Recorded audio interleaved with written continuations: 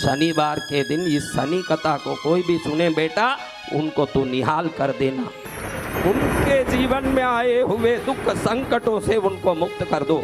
अब छाया देवी ने साधना की तो आकाशवाणी हुई। छाया देवी इस उद्देश्य से साधना की कि मेरे बेटे को बलवान कौन गुरु बना सकता है। तो आकाशवाणी हुई, देखो अगर मोक्ष चाहता होता तेरे बेटे के लिए तो उसके लिए कई गुरु भी है, सिर्फ संसार चाहते तो उसके लिए कई गुरु भी है, लेकिन तू तेरे बेटे के लिए इस जन्म में पर जन्म में अध्यात्म में ज्ञान मंत्र सिद्धि योग सिद्धि गणित भूगोल नक्षत्र विद्या सिद्धि ज्योतिष सिद्धि से लेके पराक्रम सिद्धि वीर सिद्धि विजय सिद्धि युद्ध सिद्धि ज्ञान सिद्धि अनेक सिद्धियां चाहती है। कुछ गुरु हैं जो वैराग्य परक बातें सिखाते हैं। क्या सिखाते हैं? उनके पास जाओगे तो वैराग्य आ जाएगा। आप सोचोगे मैं शराब पी रहा हूँ, मैं सिगरेट पी रहा हूँ, मैं तंबाकू खा रहा हूँ, लेकिन ऐसे गुरु होते हैं जो 4 कथा में सुई डाल के उसको वैराग्यवान बना। कुछ गुरु ऐसे होते हैं जो आप जाओगे तो आपके मनवांचित मंत्र की दीक्षा देके वो मनवांचित मंत्र की सिद्धि करा देते हैं। कुछ गुरु ऐसे होते हैं आपको ज्योतिष सिखा देते हैं। कुछ गुरु ऐसे होते हैं घर गृहस्थी कैसे चलाना ये सिखा देते हैं।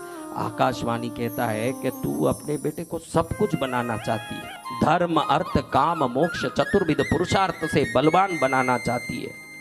कोई भगवान है देवता वो देते हैं, कोई भगवान देवता ये देते हैं, लेकिन तू हर एक चीज मांगती है। अगर हर चीज चाहिए तो तीनों लोकों में एक ही देवता है, उनके पास जाके तेरा बेटा तू सोचे जैसे बलवान बन सकता है।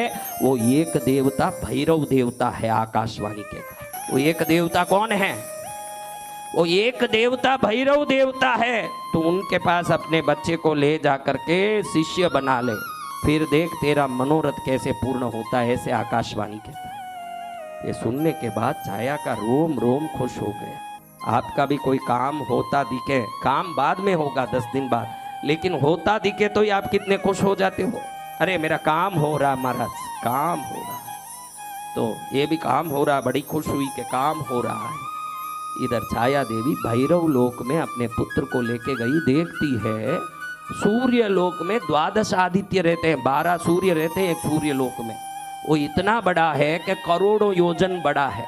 ये सोच के गई कि अरे भैरव देव है क्या है, जाके देखो। जब वो जाके देखे तो पता चला कि सूर्य लोक भैरव लोक के करोड़ में 1 भाग भी नहीं है, इतना बड़ा भैरव लोक है। 8 करोड़ काली, 12 करोड़ रुद्र, 12 करोड़ चामुंडी और 12 करोड़ 64 योगिनियों का समूह उधर सेवा में लगा हुआ है। और भैरव लोक के अलग अलग परिधियों को देख करके घबरा गई कि भाई ऐसे भैरव लोक में 128 करोड़ समूह के, 128 करोड़ नहीं बोल रहा हूं, 128 करोड़ समूहों में क्षेत्रपाल 128 करोड़ दिशाओं में खड़े होकर के भैरव लोक में सेवा कर रहे हैं। इसको देख करके छाया दंग रह गई कि मेरा क्या सूर्य लोक है ना, मेरा क्या ये दुनिया है। ये देखो ये भैरवनाथ। उधर ही उसको आदर सत्कार के साथ भैरव के प्रति श्रद्धा उत्पन्न हुआ। सब एक एक परिधि को पार करके पहले परिधि में क्षेत्रपालों से आवेदन निवेदन करके उनसे आज्ञा लेके, दूसरे परिधि में बेताल भूत प्रेत आदियों से निवेदन करके आज्ञा लेके, तीसरे परिधि में योगिनियों से आशीर्वाद लेके, 64 योगिनियों में एक एक योगिनी 134 करोड़ योगिनियों के साथ खड़ी हुई है और अलग अलग समूहों में खड़ी हुई है और खड़ी होकर के वहाँ पहरा दे रही है। यक्षिणियाँ हैं, किन्नर है, यक्ष है, गंधर्व है, अप्सरा है, भूत है, प्रेत है, बेताल है, पिचाच है, हर एक 100 करोड़ का समूह लेके खड़े हुए हैं। उस लोक में अंदर जाएं तो स्वर्ण सिंहासन पर महाभैरवी माता को गोद में धारण करके स्वर्ण समान आभा वाले, विशाल रूप वाले, स्वर्ण मुकुट में रत्न धारण करने वाले, मंद स्मित करने वाले, हाथ उठाने मात्र से लोगों के अंदर समृद्धि और सुख भरने वाले, जिनके चरण के दर्शन करने के लिए नारद तुम्बरु आदि सदा वीणा बजाते रहे, ऐसे दिव्य आभा महिमा वाले, विभिन्न प्रकार की शक्तियों से दुनिया में सेवा पाने वाले, 7 लोकों की रक्षा करने वाले, शरीर के हर अंगों को अधिपति बनाने वाले, 12 राशियों के 27 नक्षत्रों के स्वामी, नवग्रहों को छलित करने वाले, 10 दिकों का राज करने वाले, 7 लोकों पर अपना राज्य अधिपत्य करने वाले श्री महाभैरव देव की दर्शन करती है छाया। उनको वंदन करके कहती है कि महाराज, मुंह खोलने भी डर लग रहा है कि क्या बोलूं इनके महिमा के सामने। आप बोलोगे क्या मोदी के पास जाके कि हमारी गली का लाइट नहीं जल रहा, थोड़ा ठीक कर दो महाराज? हाँ, तो उधर जाके हाथ जोड़ के ऐसी खड़ी है, हाथ जोड़ रही है, महाराज वंदन कर।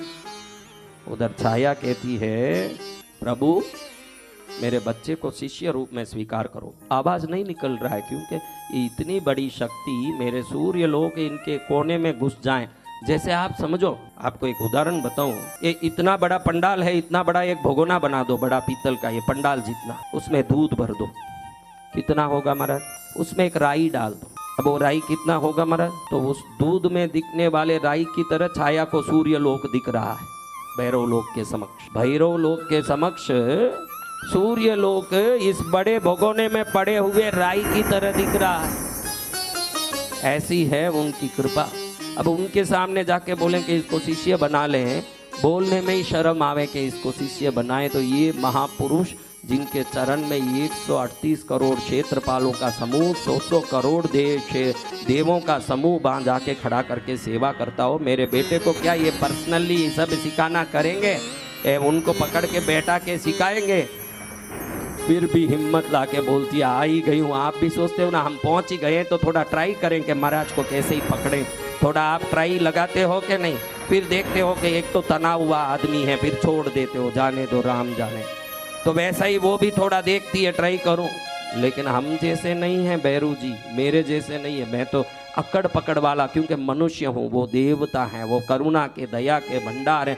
छाया को इशारा देख के ही समझ गए कि इस बच्चे को मेरे को सुपुर्द करने आई है। वो मुंह खोलने के पहले ही वो कहते हैं कि मैंने इसको शिष्य के रूप में स्वीकार कर लिया। छाया तू चिंता मत कर, तेरी इच्छा पूरी होगी।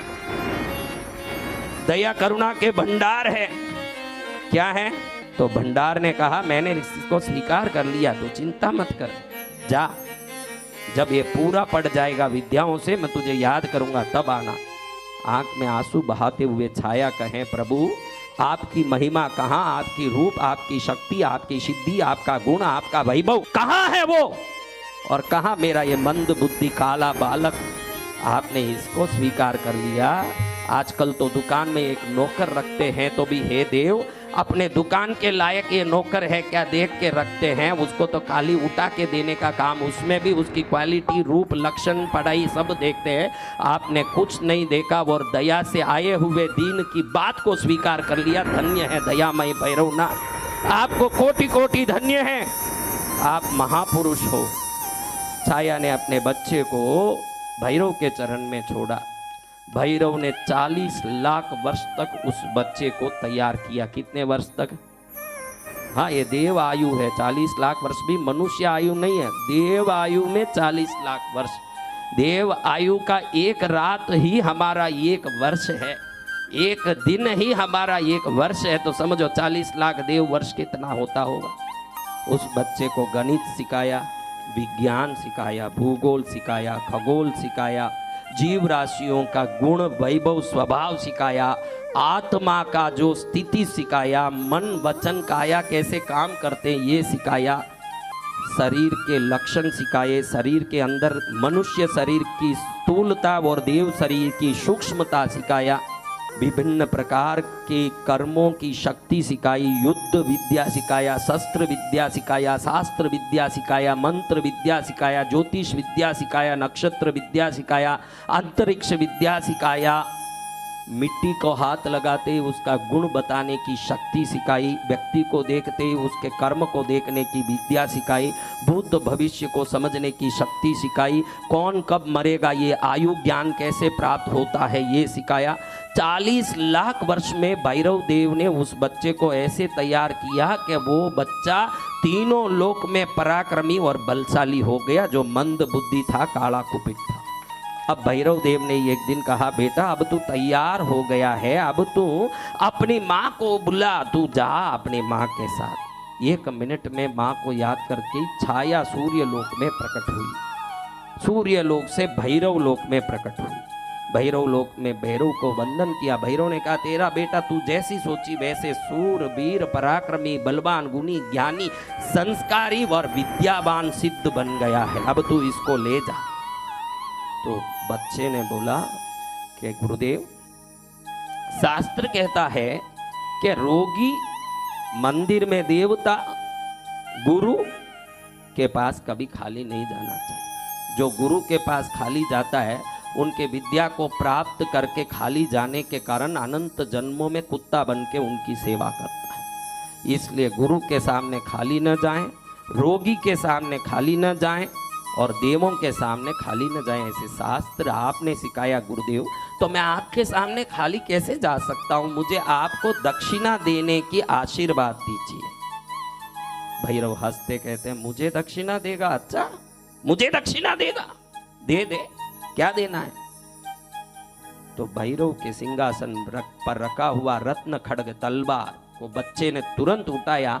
कोई सोचे नहीं, उस एक क्षण के अंदर अपना गर्दन काट के खुद को ही बलि देके गुरु दक्षिणा दिया। छाया चीखती रह गई, बेटा, अरे बालक, तुझे तो दुनिया में तू कुछ करेगा ये सोच के मैंने इस संसार में ला करके तुझे भैरव लोक में लगाया कि मेरा बेटा मेरे इस बाल को जूड़ा बनवा के वापस मेरे खुले बाल को बंधवाएगा। ये तो बाल खुले ही रह गए रे बेटा, और तू चले गया। अब मैं किस लिए इतने साल तेरे बगैर तरसती थी, 40 लाख वर्ष ये सोच के मन मसोच के बैठती कि कभी तो मेरा बेटा आएगा, कभी तो मेरे प्रतिशोध को पूरा करेगा, और तू चले गया। अब क्या रहा? भैरव देव हंसने लगे। अरे छाया, मेरे सामने मरे हुए जिंदे जाते हैं, जिंदे कभी मरे नहीं हैं, इतिहास नहीं है। हाथ उठाया भैरव ने, एक दिव्य रोशनी प्रकट हुई। वो देव बालक का शरीर और दड़ दोनों इकट्ठे हुए और वो जीवित होके खड़ा हो गया। जैसे ही ये बालक खड़ा हुआ, भैरव देव ने बड़ी कृपा से उसको वरदान दिया। अरे, संसार को वरदान देने वाला, संसार को आशीर्वाद देने वाला, मेरे सामने तूने सर्वोत्तम दक्षिणा दी, क्योंकि आत्मसमर्पण से बड़ा दक्षिणा नहीं होता। आप जो भी यहां दक्षिणा लाओगे, कमाए हुए में एक अंश लाओगे। खुद को दे देने से बड़ी दक्षिणा, इसी को भक्ति कहते हैं, जो खुद को समर्पित कर दे। तो भैरव देव अति प्रसन्न हो करके उसको वरदान देते हैं कि बालक, तू अपने माँ के लायक तो बना, लेकिन अपने गुरु के लायक तू बन गया। गुरु ने जो नहीं चाहा वो भी तूने समर्पित कर दिया। आत्मसमर्पण से बड़ा समर्पण तीनों लोक में नहीं होता। तो इस बालक को कहा कि तेरा नाम मंद रखा तेरी माँ ने, क्योंकि तू मंद बुद्धि वाला था। लेकिन आज संस्कृत में पराक्रम शब्द का एक शब्द है शनि। आज से मैं तेरा नाम शनि रखता हूँ और मैं भैरव नवग्रहों को चलाता हूँ। अब तक 8 ग्रह ये अंतरिक्ष में चल रहे, मैं तुझे 9वां ग्रह बनाता हूँ। आज से तू ग्रह बन के लोगों के न्याय अन्याय का दंड देगा। तेरी माँ के मन में था कि मेरे बच्चे को देख के दुनिया डरे, स्वयं ब्रह्मा विष्णु डरे तेरे से। ये ताकत तेरे में होगा कि जिस दिन शनि दिख गया तो ब्रह्मा विष्णु भी भागेंगे कि शनि आ गया, मुझे परेशान करेगा। तो तेरी ताकत को दुनिया देखेगी और दुनिया कहेगी कि भैरव की क्या ताकत है, जो शनि को भी ग्रहों में एक बना दिया, शनि को शक्तिशाली बनाया। तो शनि में इतनी शक्ति जो ब्रह्मा विष्णु भी भाग जाएं जिसको देख के, तो उसका गुरु कैसा होगा, दुनिया ये सोच करके दंग हो जाएगी। दुनिया में उसकी शक्ति का नाम का डंका बजेगा। बेटा, आज से तू शनि नाम से नवग्रह का 9वां ग्रह बनेगा और तेरी शक्ति से दुनिया चलेगी। मेरे बच्चे, आज से तेरी शक्ति से पूरी दुनिया मेरी पूजा करेगी। मैं तेल का दीपक का पूजा लेता हूँ। आज से तुझे आदेश देता हूँ कि तू तेल की दीपक का ही पूजा लेगा और कोई पूजा नहीं लेगा। मुझे तिल का तेल पसंद है, मेरा शिष्य होने से तू भी तिल का तेल पसंद करेगा। सावधान, मेरी जो पूजा करने वालों को तू अपनी दशा में कभी तकलीफ नहीं देगा। कोई एक बार भी ओम भैरवाय नमः बोल दे, 7.5 की शनि से दुख से तू उसको मुक्त कर देगा। हर प्रकार के दुख संकटों से मुक्त करेगा तू।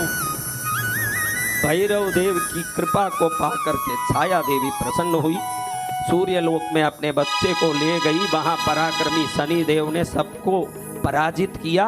अपनी माँ ने वापस चूड़ा पहना और वो कहने लगी कि बेटा, ये पराक्रम के लिए मैं तुझ पर प्रसन्न नहीं होती हूँ, तुझे ये पराक्रम सिखाने वाले श्री भैरवनाथ पर प्रसन्न होती हूँ। जो मेरे पति ने नहीं किया वो काम भैरवनाथ ने करके तुझे शक्ति दिया। और तेरा नाम लेने वालों पर नहीं, भैरव के नाम लेने वालों पर तू प्रसन्न होते रहना, क्योंकि तेरे गुरु के कारण आज तू ये बना है। तेरे मरे हुए शरीर को तेरे गुरु ने जीवित किया, तुझे ज्ञान गुण संस्कार के साथ मंत्र विद्या, सिद्ध विद्या, गुण ज्ञान विद्या दिया, उन्होंने तुझे पराक्रमी बना दिया।